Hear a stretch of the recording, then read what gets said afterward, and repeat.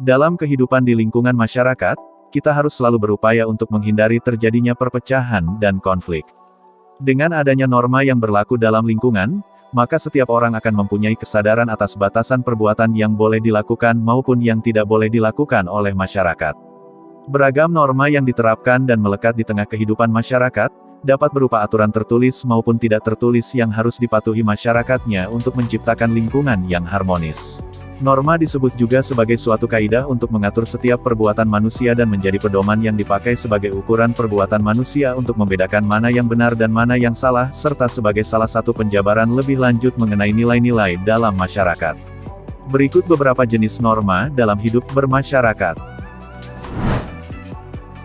1. Norma agama. Di Indonesia terdapat 6 agama berbeda yang hidup berdampingan, seperti Islam, Kristen Protestan, Kristen Katolik, Hindu, Buddha, dan Konghucu.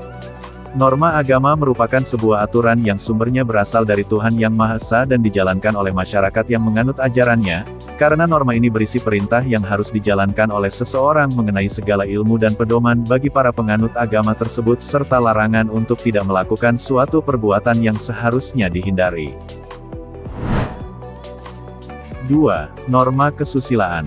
Norma kesusilaan merupakan sebuah aturan masyarakat yang sumbernya berasal dari hati nurani seseorang yang dijalani dan dirasakan setiap harinya, di mana akan menyebabkan seseorang didorong untuk melakukan sebuah tindakan yang baik dan menghindari tindakan yang buruk. Norma ini mempunyai tujuan untuk mengatur perbuatan dan tingkah laku seseorang. Orang yang melanggar norma ini akan mendapatkan sanksi berupa perasaan bersalah, penyesalan, bahkan dapat dikucilkan di tengah masyarakat. 3. Norma kesopanan. Indonesia sebagai negara dengan beragam suku, budaya, dan adat istiadat yang berbeda-beda. Norma kesopanan diberlakukan untuk menjaga dan menghargai satu sama lain dalam kehidupan, seperti penerimaan diri oleh masyarakat, menghargai orang yang lebih tua, memahami hakikat dan tata etika ketika bergaul, dan mampu bersosialisasi dengan baik tanpa melakukan hal yang salah. 4. Norma kebiasaan. Norma kebiasaan merupakan suatu perbuatan yang dilakukan secara berulang-ulang sehingga menjadi sebuah kebiasaan, di mana dalam hal tertentu seseorang dapat dianggap aneh jika tidak melakukan norma kebiasaan tersebut, sehingga norma ini bisa menjadi ciri khas tertentu. Misalnya, kegiatan mudik menjelang hari raya, kumpul bersama keluarga ketika hari Natal, kebiasaan mengadakan acara selamatan untuk anak yang baru lahir, acara mendoakan arwah orang yang sudah meninggal, dan masih banyak lainnya. 5. Norma hukum. Norma hukum merupakan sebuah aturan yang dibuat oleh badan yang bertanggung jawab seperti pemerintah yang dituangkan dalam bentuk undang-undang dan mempunyai sifat yang memaksa untuk menjaga dan melindungi kepentingan masyarakat. Norma hukum berfungsi untuk memastikan adanya keadilan bagi setiap orang dan dapat menciptakan kehidupan masyarakat yang tertib, aman, rukun, serta damai. Jika terdapat aturan yang dilanggar, maka bisa mendapatkan hukuman maupun sanksi tegas yang sesuai dengan peraturan, seperti membayar denda ataupun dipenjara. Itulah beberapa jenis norma dalam masyarakat. Sekian video kali ini, silahkan tulis di kolom komentar bila mengetahui jenis norma atau contoh norma lainnya. Masalah pelanggaran lalu lintas, wah ini jumlahnya bisa mencapai ribuan kasus dalam sehari. Kalau dikelompokkan ada 10 jenis pelanggaran yang paling sering dilakukan pengendara. Apa sajakah itu? Pelanggaran yang terbanyak adalah tidak pakai helm untuk pengendara roda 2. Biasanya si pelanggar beralasan cuma deket kok.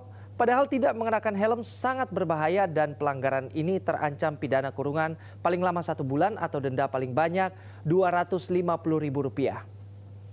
Kedua, tidak punya SIM. Wah, pelanggaran ini terancam dijerat pidana kurungan paling lama 4 bulan atau denda paling banyak Rp1 juta.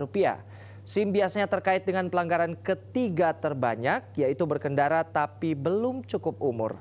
Hukumannya sama dengan tidak punya SIM.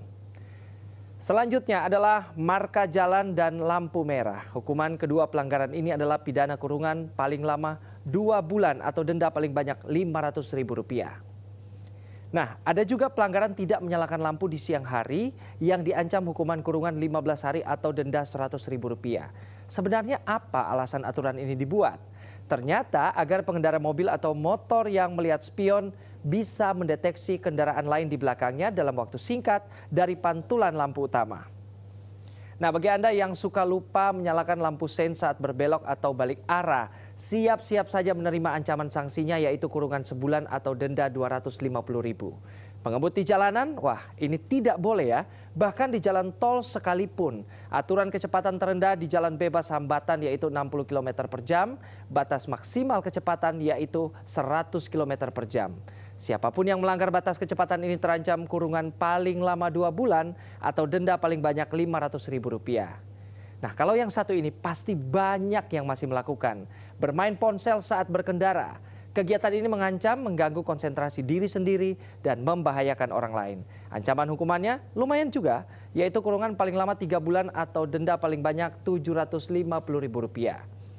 Nah, berikut ini pelanggaran yang tergolong suap, yaitu ajakan uang damai saat ditilang. Bagi pemberi suap, ancaman pidana penjara paling lama 2 tahun 8 bulan akan diterapkan. Sementara bagi polantas yang menerima suap terancam hukuman penjara paling lama 5 tahun. Terakhir nih pemirsa, ada beberapa pelanggaran yang mungkin Anda jarang menyadarinya. Apa sajakah itu? Pertama, melanggar garis marka jalan, suara knalpot melebihi ambang batas alias berisik, penggunaan lampu rotator tanpa izin, dan tidak menggunakan pentil ban standar. Nah, pelanggaran mana nih yang masih sering Anda lakukan? Indonesia darurat kekerasan seksual terhadap perempuan. Kekerasan seksual bukan masalah biasa. Bisa terjadi baik fisik maupun non-fisik pada siapapun, dimanapun, kapanpun itu. Bermacam siulan, godaan, disentuh tanpa konsensual, serta banyak bentuk lainnya jadi momok paling buruk. Bingung, takut, tak tahu harus merespon bagaimana. Kita tidak sadar bahwa sekecil atau sebesar apapun bentuknya kejahatan, tetap kejahatan. Saatnya kita bangkit, peduli dan lawan. Tak akan ada perubahan kalau kita tidak memulai. Peduli teman, stop kekerasan seksual.